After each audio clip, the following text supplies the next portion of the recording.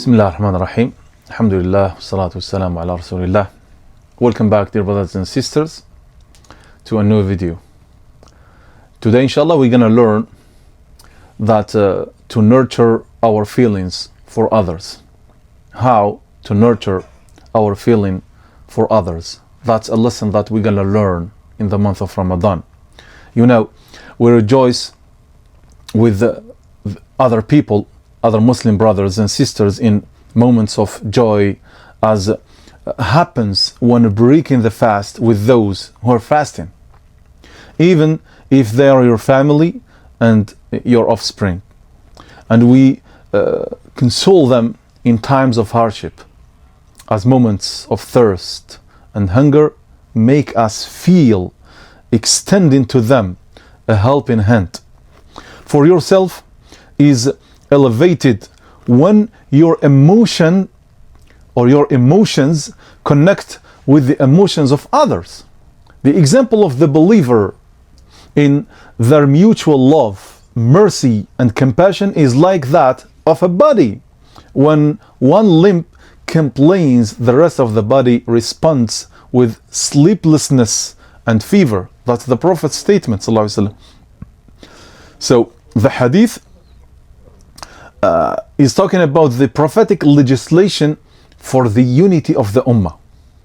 The example, look at the Prophet's statement. He ﷺ said, the example of the believers, al-mu'minun, in their mutual love, mercy and compassion is like that of a body, one body. When one limb complains, the rest of the body responds with the sleeplessness and fever. The three attributes of the believing community. Ar-Rahmah, mercy. It is a practical act of mercy, giving, helping, supporting. At-tawaddud or al-wid, which is mutual love, which is the heartfelt love and the psychological cohesion.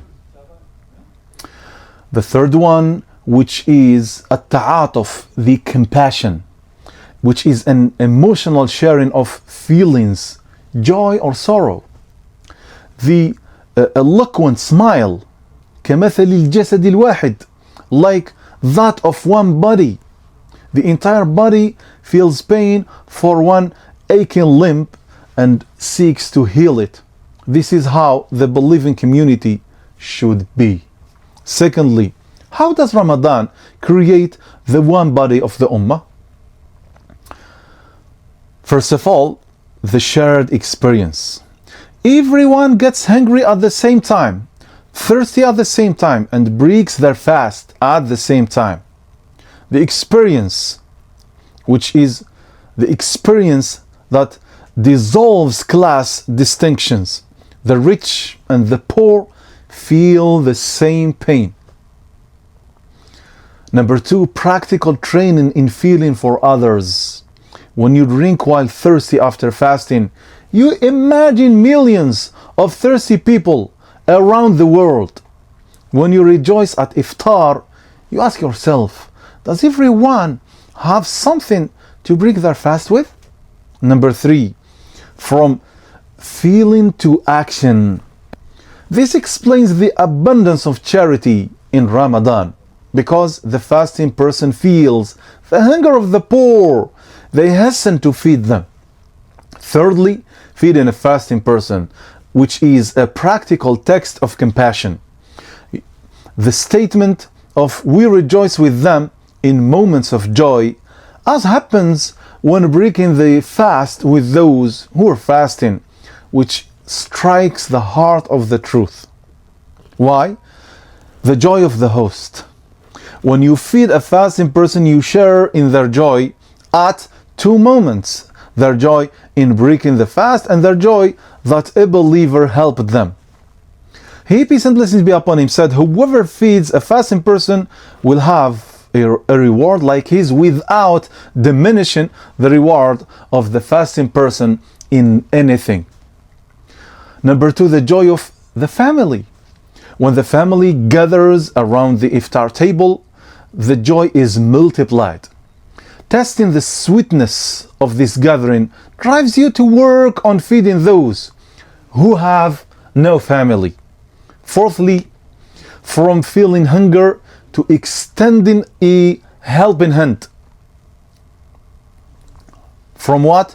From feeling that hunger to extending a helping hand. Hunger is itself a school. The fasting person who has tested the pain of hunger becomes more merciful towards the poor and the needy.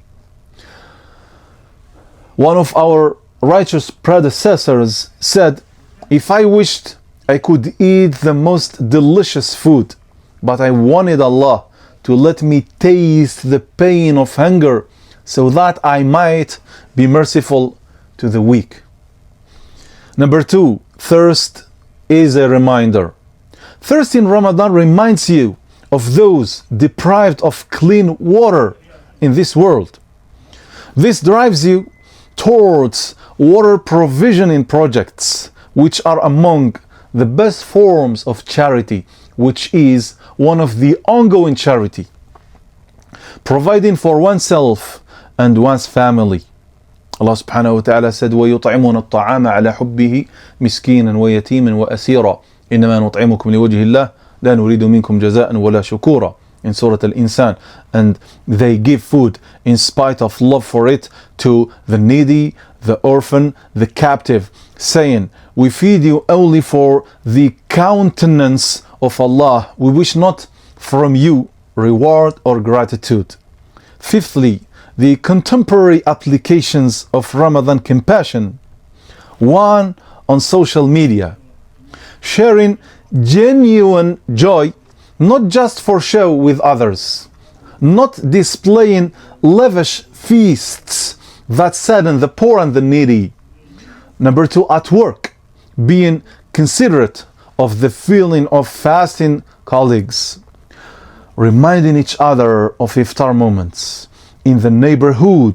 Number three, sending a plate of food to neighbors, checking on the elderly and those unable to care for themselves. Number four, the supporting projects to feed fasting people in poor countries, remembering that our ummah is one body.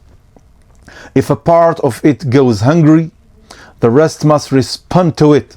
O Allah, make us among your servants who love and have mercy on one another, who feel the pains of the Muslims and strive to fulfill their needs. Make us among those who feed food despite their love for it. Grant us merciful hearts and adorn us with the character of the compassionate. Ameen. Ameen. Wassalamu alaikum wa rahmatullahi wa barakatuh.